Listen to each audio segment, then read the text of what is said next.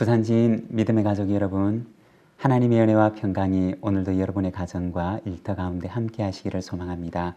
오늘 말씀은 잠언 3장 1절에서 10절입니다. 내 아들아, 나의 법을 잊어버리지 말고 내 마음으로 나의 명령을 지키라. 그리하면 그것이 내가 장수하여 많은 해를 누리게 하며 평강을 더하게 하리라. 인자와 진리가 내게서 떠나지 말게 하고 그것을 내 목에 멜며 내 마음판에 새기라. 그리하면 내가 하나님과 사람 앞에서 은총과 귀중히 여김을 받으리라. 너는 마음을 다하여 여호와를 신뢰하고 내 명철을 의지하지 말라. 너는 범사의 그를 인정하라. 그리하면 내 길을 지도하시리라. 스스로 지혜롭게 여기지 말지어다. 여호와를 경외하며 악을 떠날지어다. 이것이 내 몸에 양약이 되어 내 골수를 윤택하게 하리라. 내 재물과 내 소산물의 처음 익은 열매로 여호와를 공경하라. 그리하면 내 창고가 가득히 차고 내 포도즙 틀에 새 포도즙이 넘치리라. 아멘. 1절과 2절의 말씀입니다.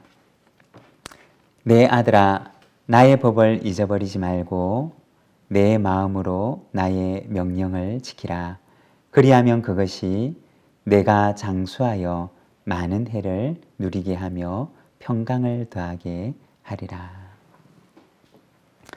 잠언 1장 1절 말씀에 보면 다윗의 아들 이스라엘 왕 솔로몬의 잠언이라는 말로 시작을 합니다.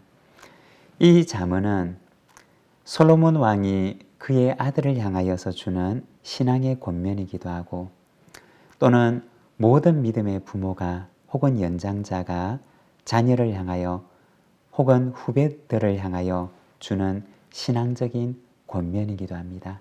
또한 뿐만 아니라 나아가서 모든 인생을 향하여 주시는 하나님의 권면이기도 합니다. 오늘 1절 말씀에 보면 이렇게 말씀을 합니다. 내 아들아, 나의 법을 잊어버리지 말고 내 마음으로 나의 명령을 지키라. 여기서 나의 법, 나의 명령이라고 하는 말은 솔로몬의 신앙적인 권면이고 하나님을 경외하는 신앙을 가리키는 것입니다. 그리고 그의 권면과 신앙은 하나님의 말씀이 하나님을 향한 신앙이 바탕을 이루고 있습니다. 다시 말해 솔로몬이 여기서 말하고 있는 나의 법과 나의 명령이라고 하는 것은 궁극적으로는 하나님의 말씀과 하나님의 법을 의미하는 것입니다.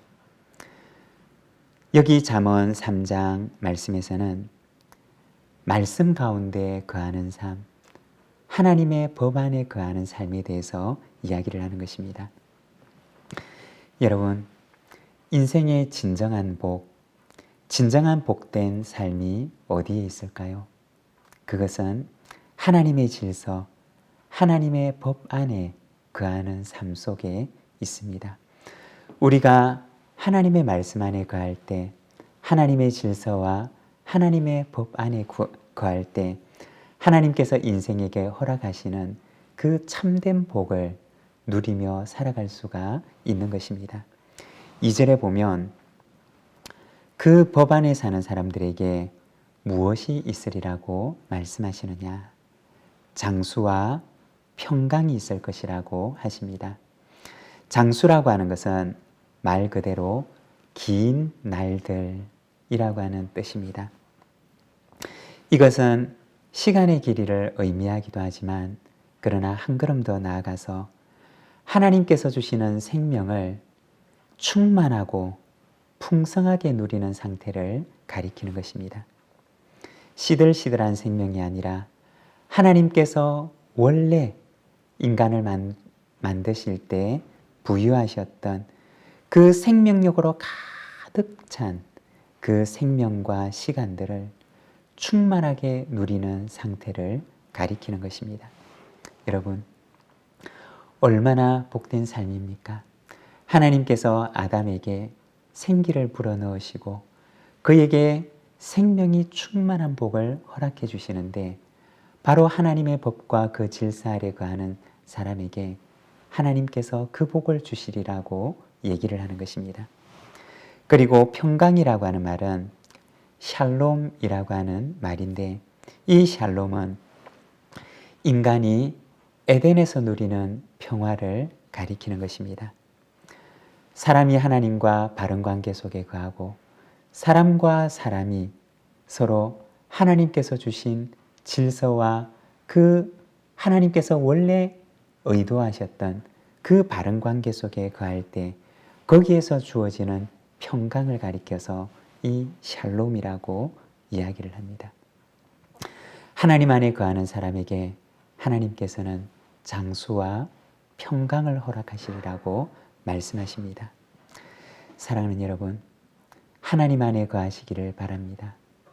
하나님 안에 거하시면서 하나님께서 우리 인생에게 주시기를 원하시는 그 충만한 복을 누리며 살아가는 저와 여러분의 삶이 되기를 소망합니다. 3절과 4절입니다. 인자와 진리가 내게서 떠나지 말게 하고 그것을 내 목에 멜며 내 마음판에 새기라. 그리하면 내가 하나님과 사람 앞에서 은총과 귀중히 여김을 받으리라.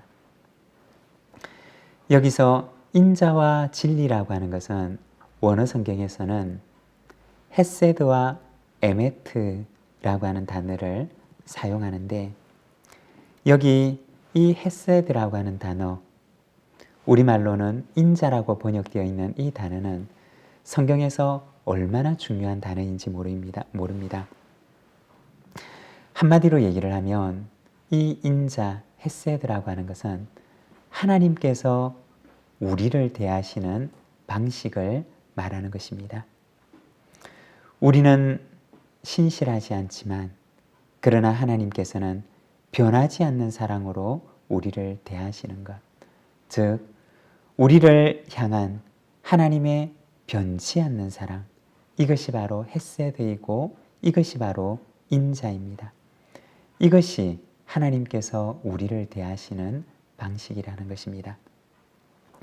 그리고 여기에서 진리라고 얘기를 하는 에메트라고 하는 단어는 조금 더 원어의 의미에 가깝게 번역을 하면 신실함을 의미하는 것입니다. 이 신실함이라는 것도 역시 하나님의 성품이고 하나님께서 우리를 대하시는 방법입니다. 우리는 하나님께 신실하지 않지만 하나님께서는 언제나 신실하게 우리를 향한 당신의 언약을 이루어 나가십니다. 여러분, 우리가 반대로 거꾸로 생각을 해보면 만일에 하나님께서 신실하지 않으시고 변덕스러우신 분이라면 어떻게 될까요? 우리의 삶이 얼마나 불안정하며 오늘 우리가 우리의 모습을 가지고 이렇게 존재할 수가 있을까요?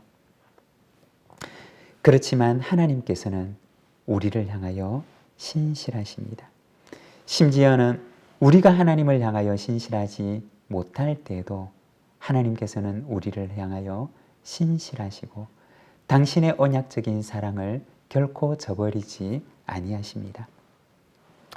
로마서 5장 8절의 말씀을 보면 이렇게 말씀을 합니다.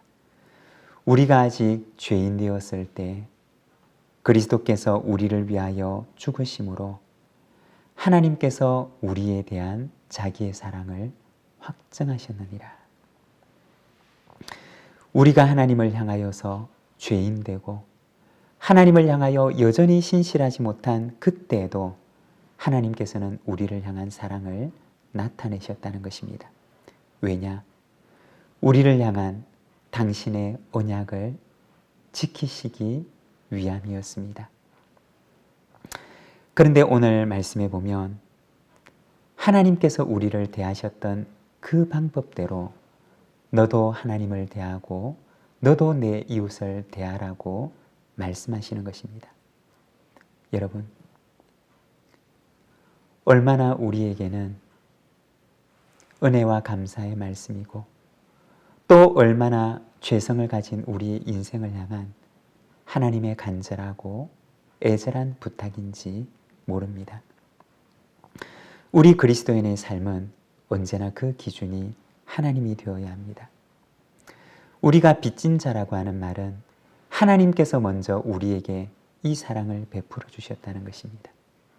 하나님께서 먼저 우리에게 이러한 신실함을 보여주셨다는 것입니다. 그리고는 우리에게 요구하십니다. 너도 그와 같이 하라. 하나님께서 너에게 변함없는 인자와 신실함을 보여주셨던 것처럼 너도 하나님을 향하여, 내 이웃을 향하여 하나님께서 내게 보여주신 그 인자와 신실함을 너도 보이며 살아가라고 말씀하시는 것입니다.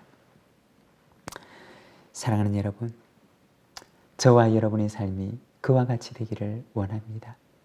하나님께서 우리를 대하시는 그 방식으로 우리도 하나님을 대하고 우리도 우리의 이웃을 대하기를 원합니다. 그러면 어떻게 되느냐?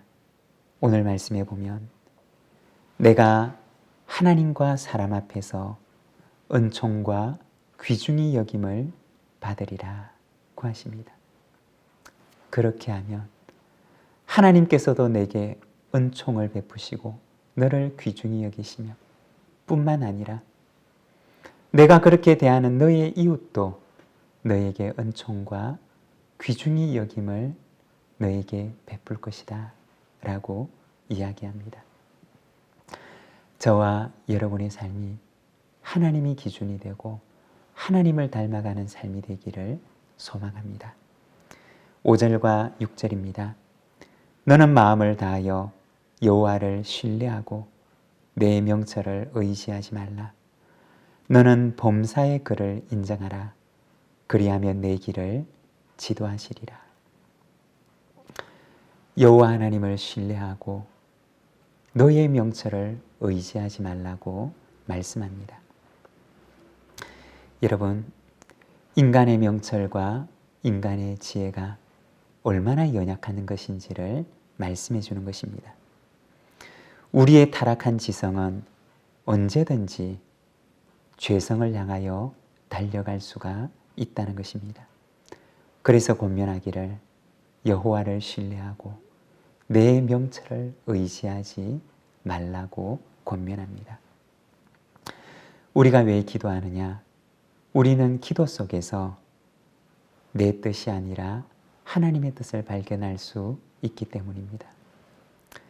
예수님께서 겟세마네 동산에서 기도하셨던 내 뜻대로 마옵시고 아버지의 뜻대로 되기를 원하나이다 라는 그 기도처럼 연약한 우리의 인생을 향하여서 내 명철을 의지하지 말고 언제나 하나님의 뜻을 구하는 삶을 살아가기를 우리에게 부탁하고 있습니다. 여러분, 우리의 지혜와 명철을 따라 살아가는 삶이 아니라 하나님의 뜻을 따라 살아가는, 하나님의 뜻을 구하는 저와 여러분의 삶이 되기를 소망합니다. 9절과 10절입니다. 내 재물과 내 소산물의 처음 익은 열매로 여호와를 공경하라. 그리하면 내 창고가 가득히 차고 내 포도즙 틀에 새 포도즙이 넘치리라. 처음 익은 열매라고 하는 것은 가장 좋은 것을 가리키는 것입니다. 하나님을 향한 우리의 중심을 말하는 것입니다. 우리가 하나님께 최고의 것을 드리면 하나님께서도 우리에게 최고의 것을 주십니다. 여러분, 늘 하나님 앞에서 우리의 가장 귀한 것, 우리의 온 마음과 중심을 하나님 앞에 드리며 살아가는 저와 여러분의 삶이 되기를 간절히 소망합니다. 기도하겠습니다. 하나님 아버지 은혜를 감사합니다. 이 아침 우리에게 주님의 말씀을 들려주시니 감사합니다. 하나님 아버지, 하나님께서 우리에게 인자와 신실함을 보이시고 너도 이와 같이 살아가라 말씀하시는 주님의 음성을 오늘 우리가 이 아침 듣사오니 사랑하는 하나님 아버지, 주님의 사랑의 빚을 진 자로, 주님의 그 신실한 언약적 사랑의 빚을 진 자로 오늘 우리도 그 빚을 갚되 하나님을 향하여서 그리고 내 이웃을 향하여 하나님을 닮은 사랑과 하나님을 닮은 신실함으로 내 곁에 있는 모든 이들을 사랑하는 삶을 살아갈 수 있도록 주님 인도하여 주시기를 원합니다. 아버지 하나님, 우리의 중심을 주님께 드리기를 원합니다. 우리의 최고의 것을 주님께 드리기를 원합니다. 연약한 우리를 붙들어 주시고 오늘도 하나님을 닮은 사랑을 우리에게 허락하여 주시옵소서. 예수님의 이름으로 기도드립니다. 아멘.